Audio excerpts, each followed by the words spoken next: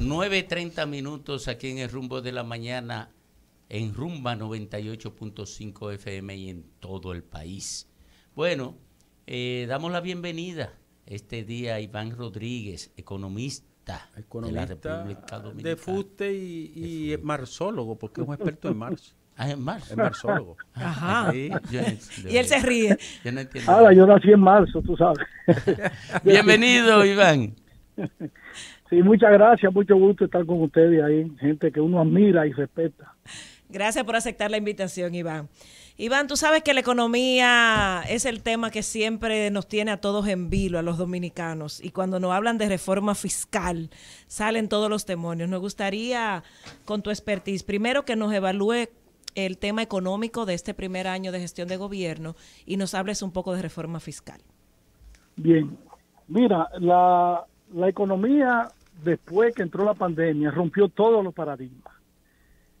Nadie, absolutamente nadie, ningún economista, ni siquiera los grandes historiadores, los grandes eruditos del pensamiento económico, se imaginaron que esta situación que se produjo a raíz de la pandemia del COVID se iba a producir. Entonces hay que comenzar de cero. El presidente Luis Abinader encontró un país sumido en una crisis sanitaria mundial que ya había venido afectando el gobierno anterior. Entonces, para evaluar el comportamiento de este año, a mí no me gustaría comparar con el 2020, porque en el 2020 todo fue cero. Partiendo de esa realidad, de un escenario muy sui generis, muy sofisticado, yo diría que la economía dominicana se ha recuperado muy rápido. Se ha recuperado muy rápido, no con relación al 2020, incluso con relación al año anterior, al 2019. Porque si nosotros no atenemos a las métricas del Banco Central, en el último trimestre la economía dominicana está creciendo por encima de un 10%, lo que me lleva a mí a proyectar que el crecimiento real al cierre del 2021 podría estar entre el 8 y el 10%, que es será un récord en América Latina, probablemente sea la economía que experimente el mayor crecimiento. Eso en términos reales. En términos nominal, para que el público entienda, el crecimiento nominal es la suma del crecimiento real más la inflación. Si nosotros estimamos una inflación que va a rondar el 7.5%, estaríamos hablando de un crecimiento nominal de casi 15%, que la última vez que yo recuerdo que el crecimiento nominal de la economía fue de 15%, fue en el periodo 2007-2009, por ahí estuvo la economía creciendo nominalmente entre un 13 y 15%. La realidad de la finanza pública es otro problema, porque lo primero es que ya en el periodo pre-COVID los indicadores fiscales eran bastante débiles. Teníamos un déficit fiscal estructural que viene desde el año 2008 y que en el 2012 remontó a un 6.5%, y aunque vino bajando, nunca bajó de menos de un 3%. Siempre se mantuvo el déficit, el del gobierno central, que no es lo mismo que el del sector público consolidado, porque cuando tú le sumas el déficit fiscal, estábamos hablando de un déficit sobre 4.1, 4.2%. Y está el tema de la presión fiscal macroeconómica, porque cada unidad económica tiene su propia carga fiscal. Es decir, ustedes tienen una carga fiscal probablemente diferente a la carga fiscal mía, pero la carga fiscal del país viene baja desde el año 2013. Una tasa de presión tributaria que no pasa de un 14%, frente a un gasto público que ronda el 17, el 18%, te da una diferencia a buscar de entre un 3 a un 4%. tenemos tres mecanismos para tú amortiguar esa situación. O tú aumentas los impuestos, o tú aumentas tu capacidad patrimonial de venta de bienes y servicios, que es una forma del Estado financiar gastos, o tú emites préstamo interno o préstamo externo. ¿Cuál es la vía más fácil para los gobiernos? Emitir préstamos. Y dentro de los préstamos, ¿cuál es la vía más fácil? La más costosa, colocar bonos en los mercados financieros internacionales.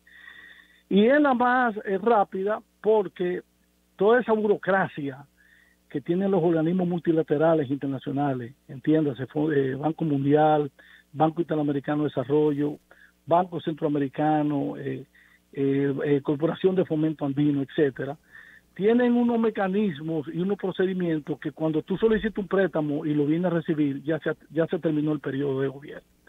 Entonces los gobiernos van hoy con un prospecto de emisión de 3.800 millones de dólares en septiembre del año pasado, y tú encuentras demandantes hasta de por 5.000 millones de dólares. Es una deuda más cara, es una deuda más volátil, es una deuda dura, pero es la deuda que le ha permitido a los gobiernos de la República Dominicana poder mantener la estabilidad política. Iván, en ese mismo orden, ha hecho una explicación bastante entendible, bien pedagógica.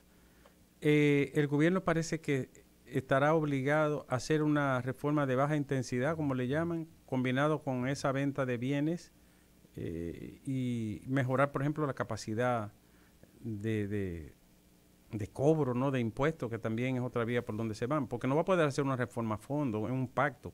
¿Qué tú piensas? Mira, yo escribí un Twitter ayer, algo muy sencillo. El camino yo le llamé, poca palabra, el camino de la reforma fiscal. En la República Dominicana tú tienes niveles de exenciones, de incentivos o de ingresos que deja de percibir el Estado por favorecer a determinados sectores, que rondan los 217.000 millones de pesos. Estamos hablando de cerca de un 5%. Perdón, ¿te refieres a exenciones? A exenciones tributarias. 17.000 millones de pesos. Óyeme. Ahí está el turismo, zona franca, salario mínimo exento, industria de cine, sí, compra de internet, exención de impuestos a combustible, de su combustible subsidiado, para contratistas de obra. Todo eso te suma 217.000 millones. Ahí tú tienes el ITEVI. El ITEVI es aproximadamente la mitad, es decir, unos 109.000 millones o 110.000 millones son ITEVI. Pero tú tienes el ITEVI, que yo he hecho estudios econométricos que me dicen que el ITEVI, como está estructurado en la República Dominicana, beneficia más a los sectores de altos ingresos, es decir, los quintiles 4 y 5, que a los quintiles bajitos, que son el quintil 1, el quintil 2 y el quintil 3. En un gráfico que yo incluso lo presenté por Twitter, los quintiles de más ingresos se benefician en alrededor de un 87% con relación al 53% de los quintiles de bajos ingresos. ¿Qué quiere decir eso? El problema del ITEVI es que los productos para fines de identificación de arancel se determinan a partir de lo que se llama una nomenclatura arancelaria, es decir, hay unos 7 dígitos que te identifican. Dentro, por ejemplo, del renglón embutido, tú tienes que el salchichón de lomo tiene esta nomenclatura, el salchichón de mallita tiene esta nomenclatura, el salchichón de prosciutto tiene esta nomenclatura, pero toda esa nomenclatura cae dentro del renglón, vamos a decir, salchichón. ¿Y quién consume prosciutto? ¿Quién consume serrano? Los pobres no. Entonces, el que consume serrano, el que consume prosciutto, tiene exención de ITEVI por ser un alimento. Entonces, ahí hay que trabajar. Yo no sé si el gobierno ha podido trabajar eso, porque estudio hay. El Banco Mundial, el Fondo Monetario Internacional han venido haciendo diagnósticos de la regresividad del ITEVI para que la focalización sea más efectiva hacia quien fue el origen de ese impuesto, los pobres. Entonces, por ahí, si tú trabajas el tema de la focalización en el ITEVI, se podrían conseguir 30 o 40 mil millones que hoy se dejan de recibir. Ese es el caso del ITEVI. Los otros incentivos, en sentido general, yo lo tumbaría, amigo mío. Si yo lo tumbo, en esta crisis, un poco de cuidado con el turismo, pero quitaría también por ahí. Por ahí hay recursos que se pueden recibir. Zona Franca tumbaría eso. Construcciones de hidrocarburos para contratistas de grandes obras, yo tumbaría por ahí. Cine, yo me llevo, si ustedes son cineastas me van a excusar, pero yo me llevo eso. Y se conseguirían, qué sé yo, 30, 40 mil millones. Ahora, estamos hablando de una reforma fiscal que debe generarle al gobierno no menos de un 3% del PIB. Estoy hablando de unos 154 mil millones. Nos están faltando recursos. ¿Cómo yo planteo que se pueden conseguir los otros recursos? ¿Subiendo la tasa del impuesto sobre la renta? No. Yo bajaría tasa de impuestos sobre la renta, pero elimino exenciones de las que están en el Código Tributario. Tú tienes que mucha actividad productiva está sujeta a presentación de gastos. Cuando tú vienes a ver, tú tienes tantas variables exentas del pago de impuestos sobre la renta que termina presentándole pérdida al fisco, y la pérdida no pagan impuestos. Entonces, estudiar el Código Tributario a nivel de esas exenciones que están en el impuesto sobre la renta corporativo, ahí tú reduces evasión. Al tú reducir la evasión, tenemos una evasión de un 60% en impuestos sobre la renta. Con que tú bajes la evasión 10 puntos, que tú la puedes conseguir simplificando un poco ese tema de las exenciones, ahí se pueden conseguir muchos miles de millones de pesos. Y eso mismo puede suceder con los otros tributos, fundamentalmente el IPI. ¿Qué pasa con el IPI? Ajá. Señores, los activos más costosos de la República Dominicana, que son los activos, por ejemplo, financieros, los edificios bancarios, los edificios donde operan esas grandes instituciones, las grandes fincas, donde hay grandes industrias de tipo agroempresarial, están exentos del pago del IPI. Que eso hay que revisarlo. No, entonces, esto hay que revisarlo, y por ahí se consigue mucho dinero, pero también está el tema de la valoración a precio de mercado de las propiedades inmobiliarias. Tú podrías decir, yo te establezco una exención a partir de los 5 millones de pesos, pero ya aquí cualquier rancho en precio de mercado está por encima de los 5 millones de pesos. Entonces, por ahí también hay muchísimo dinero. Y reajustar, que ahí yo tengo mi preocupación, el tema del gasto. Porque bueno, eso es un tema, Iván, el gasto. Las autoridades hablaron mucho de la eliminación de gastos innecesarios en el gobierno anterior, pero yo estaba examinando cuánto gastó el gobierno en todo el 2020, es decir, desde el 1 de enero hasta el 31 de diciembre, en el renglón gasto de consumo. ¿Qué es el gasto de consumo del gobierno? Pago de sueldo y salario, compra de material y suministro, sobresueldo, viático, etcétera. Eso es gasto de consumo. El gobierno gastó en el 2020 314 mil millones de pesos. Y en el primer semestre del 2021, el gobierno ha gastado 314 mil millones de pesos. Mira qué coincidencia.